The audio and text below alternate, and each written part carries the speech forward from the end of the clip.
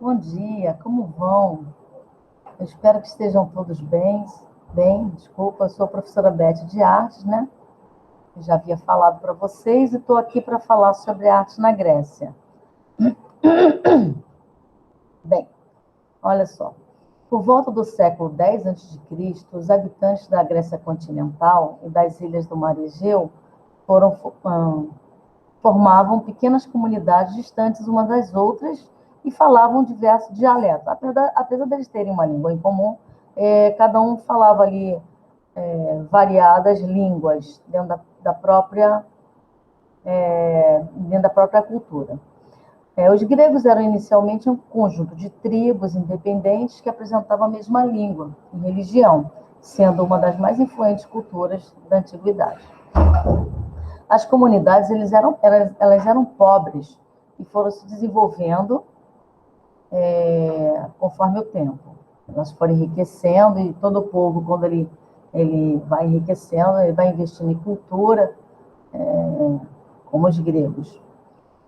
Então, inicialmente, quando eles começaram o comércio com o Egito, eles trouxeram de lá as suas artes, a influência das suas artes. Por exemplo, vocês veem aqui, olha. Aqui, os gregos, parece uma arte egípcia, né? Sólida, parada, dura, de costas largas, conforme os gregos, mas é uma arte, conforme os egípcios, mas é uma arte grega. Tá vendo? E essas esculturas são chamadas de couro, homem jovem, e coré, mulher jovem. Então, a diferença entre os gregos e os egípcios é que, enquanto os egípcios eles estavam presos às ordens dos faraós e sacerdotes,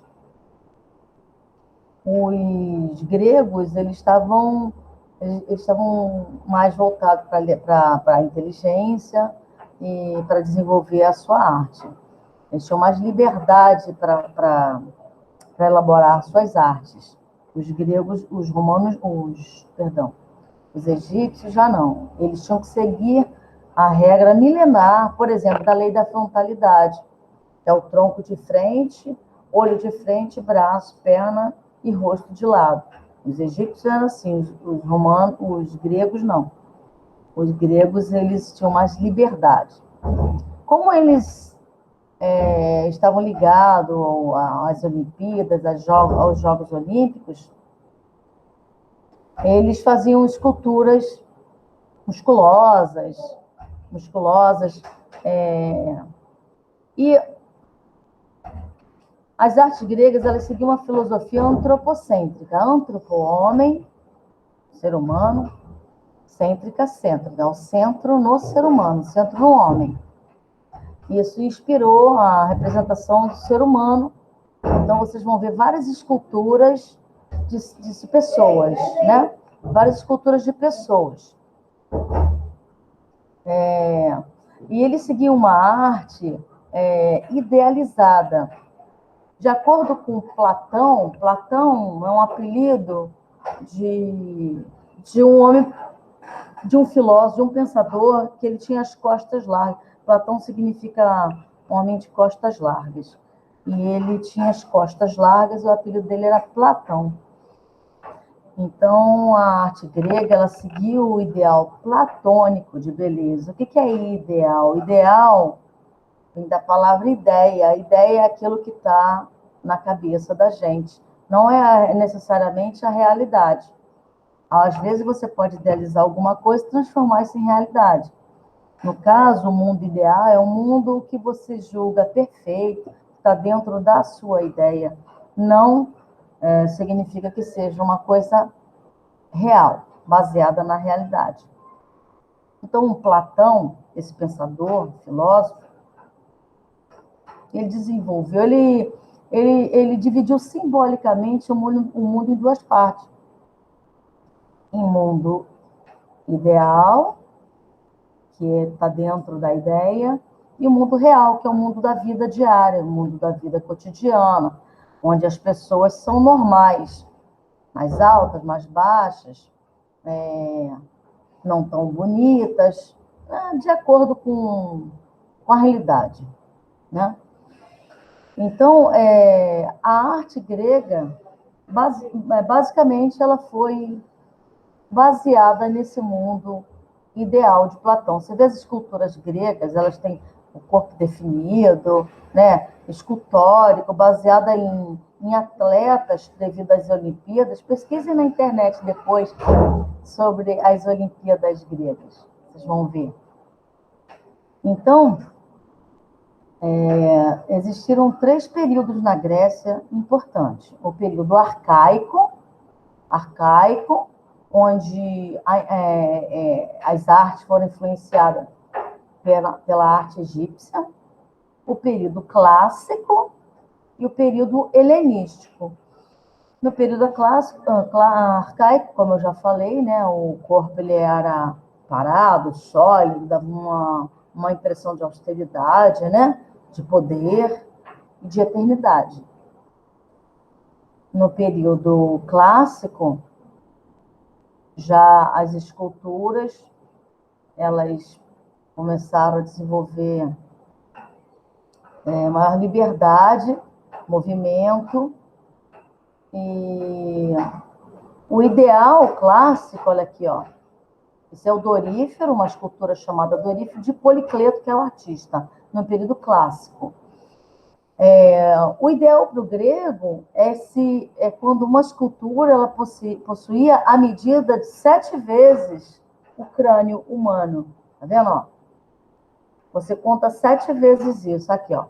Uma vez daqui, do topo do crânio até o queixo, depois até o peito, depois até o umbigo, depois até a coxa, depois até o joelho, depois até a batata da perna e depois até os pés. Isso era o ideal para eles, uma pessoa alta. Quando você for fazer um desenho, você pode medir 7 moedas e desenvolver o seu desenho a partir dessa medida. Vocês vão ter uma noção mais proporcional do corpo humano e, para dizer a verdade, mais dentro da realidade do grego, do ideal grego mesmo de beleza. No período helênico, as esculturas elas já possuíam muito mais movimentação, desenvolveu o nu feminino também, tá? O nu feminino, que antes eles não faziam o nu feminino, e quantidade de pessoas em bloco, aqui, ó. Aqui tem 3 pessoas, Laocoonte e seus filhos, a mitologia grega. Por falar nisso, vocês podem pesquisar aí no Google a mitologia grega. Vocês vão ver vários deuses gregos, o deus do mar, deus da guerra, a deusa da guerra, o deus da beleza, a deusa da caça. E se você for fazer uma comparação entre a arte grega e a romana, você vai observar que a escultura,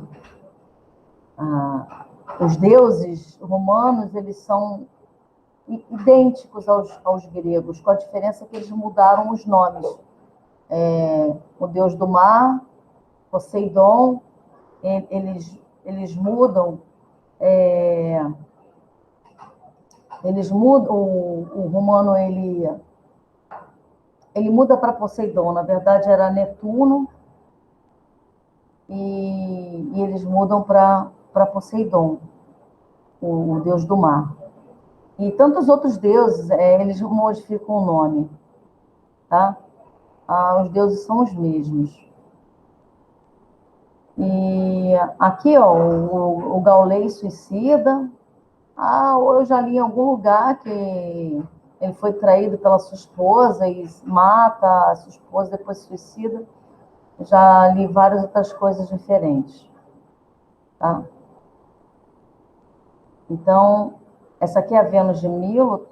Ela perdeu os braços, porque quando era mármore, quebrava e eles não tinham mais o encontro, mas ela é bela desse jeito que está, tá vendo? A Vênus de Milo. Bom, os romanos, quando invadiram a Grécia, eles simplesmente invadiram a Grécia, eles pegaram muitas esculturas que eram em bronze, como vocês viram aqui, ó, Zeus, em bronze, eles derreteram o bronze para fazer armas e refizeram de mármore as esculturas. Então, muitas esculturas quebravam porque não suportava aquela movimentação do braço totalmente esticado. E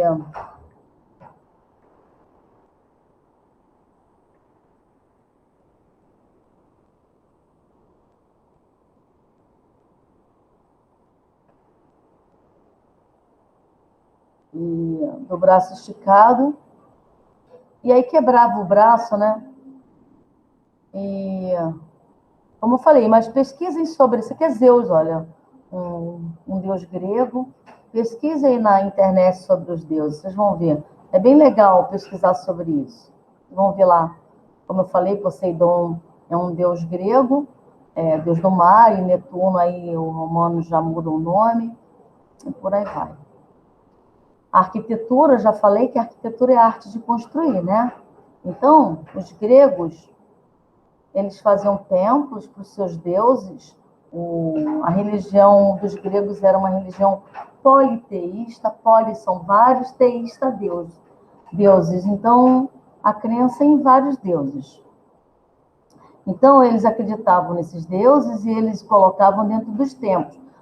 O templo cristão é uma igreja. A igreja, ela serve para te proteger da chuva e do sol, para você fazer seus rituais religiosos dentro das igrejas, das igrejas protestantes, onde tem os pastores, ou das católicas, onde tem os padres. E, no caso aqui, eram os deuses pagãos, né? Que não eram cristãos, no caso, e eram, como eu já falei, politeístas.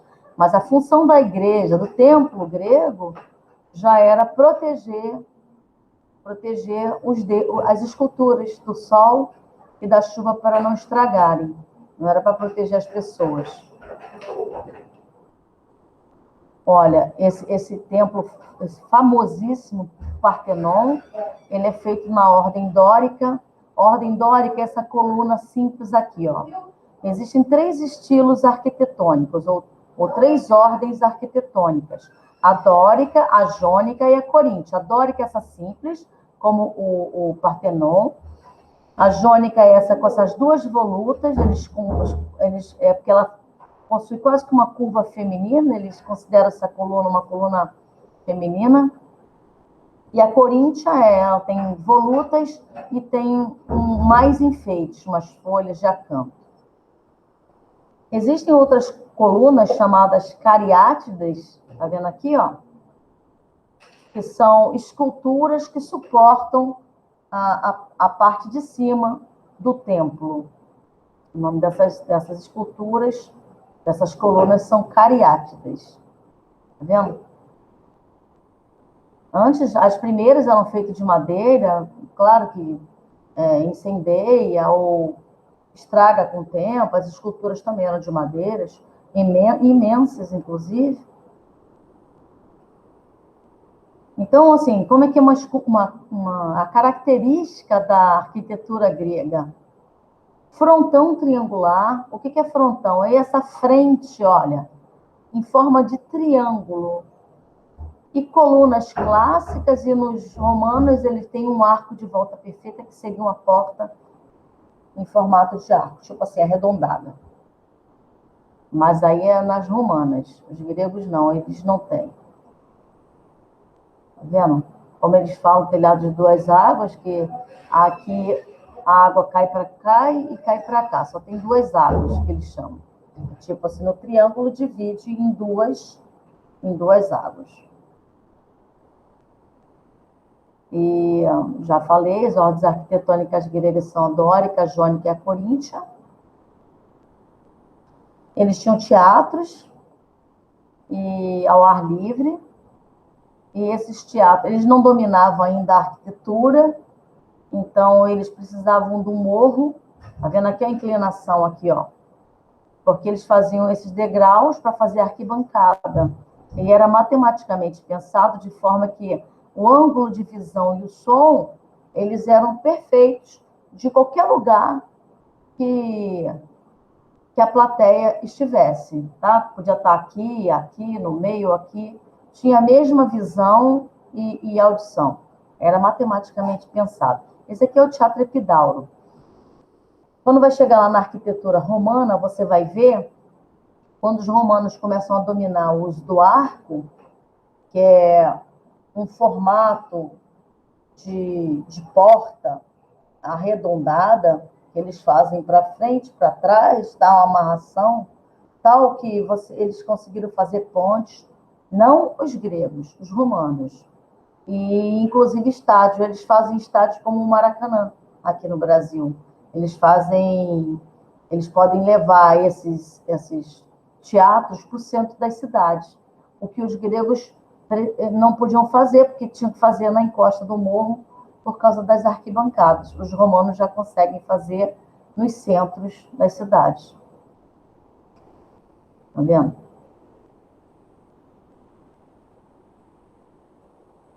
Aqui, ó, a pintura grega. Eles tinham afresco é pintura na parede sobre o reboco ainda molhado. Eu não coloquei aqui exemplo, mas vocês podem pesquisar pinturas gregas, vocês vão ver lá. Agora, o que eles tiveram de mais importante na pintura foram as cerâmicas. Tá vendo? Aqui, ó. Polignoto, Zeuxis e Apéis. E o famoso Ezequias. Eles faziam um desenho das suas vidas, das mitologias, nessas cerâmicas, tá?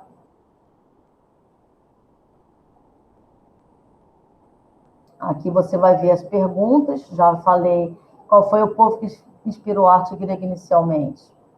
Tá lá, foram os egípcios. Nós vimos, né, com aquelas esculturas paradas. E a diferença entre a arte grega e a egípcia, eu já falei que a egípcia ela era presa às regras dos faraós sacerdotes, e a grega ela tinha mais liberdade para desenvolver sua arte. O filósofo que inspirou o ideal de beleza e perfeição da cultura grega, Platão, não é Plantão, é Platão. E o material utilizado, lembra que eu falei? Foi o bronze. E vocês vão terminar de elaborar essas atividades, que estão todas no texto, e segue uma ordem da primeira página, conforme a primeira pergunta, até o final do texto. Não esqueça que aqui a pintura está aqui atrás, está todo separado por títulos. E no final eu peço aqui que façam um desenho grande, que eu me refiro como grande a uma folha desse tamanho. Se você não tem em casa, você pode usar a folha do caderno, uma folha inteira do caderno. Você pode fazer o desenho sobre a cerâmica, pode fazer um desenho sobre a arquitetura grega. Vocês estão vendo aqui atrás de mim aí, ó? Então, o Partenon, faz um templo grego, a Vênus de Milo, a escultura. E vocês serão pontuados. Não deixe de fazer as atividades, elas valem pontos, tá? E qualquer dúvida, eu tô aqui para esclarecer. E uma boa sorte para vocês. Espero que vocês tenham gostado da aula. E a cada capítulo aí, cada tema, eu vou estar explicando para vocês. Tenham paciência. Em breve esse movimento vai acabar. Sei que não está sendo fácil para vocês. Não está sendo fácil para ninguém. E tenham paciência, porque tudo vai passar. Uma boa sorte para vocês. Um beijo para vocês. E muitas felicidades para você e suas famílias, tá bom? Um beijo.